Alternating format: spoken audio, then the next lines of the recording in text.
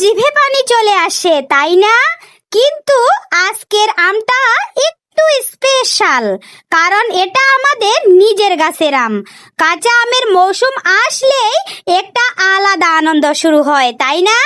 আর নিজের বাড়ির গাছের আম হলে তো সেই আনন্দটা যেন একটু বেশিই হয়।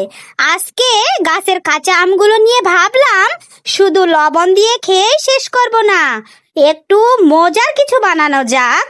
তাই প্রথমেই আমগুলোকে ভালোভাবে ধুয়ে নিয়েছি। এরপরেই শুরু হলো আসল কাজ, আমের খোসা ছাড়ানো। কাঁচা আমের এই টক টক গন্ধটা জানি না কেন ছোট্টবেলার কথা মনে করিয়ে দেয়। এরপরেই আমগুলোকে সুন্দর করে কুচি কুচি করে কাটলাম। এই কাটাকাটির মধ্যেও একটা আলাদা মজা আছে, কারণ শেষে যে স্বাদটা পাওয়া যায় সেটা কিন্তু অপেক্ষার মূল্য রাখে না। এরপরেই শুরু হলো আসল জাদুর পালা। দিলাম মরিচ, দিলাম সরিষার তেল আর লবণ।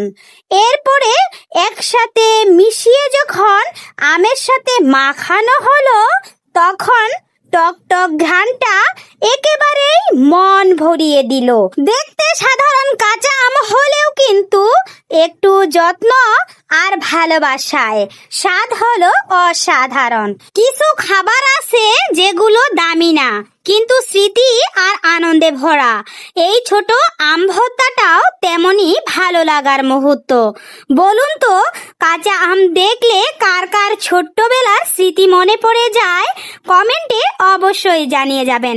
আর আমার ভিডিওটি যদি আপনাদের কাছে ভালো লেগে থাকে তাহলে লাইক, কমেন্ট, শেয়ার করে আমার পাশেই থাকবেন। আল্লাহ হাফেজ।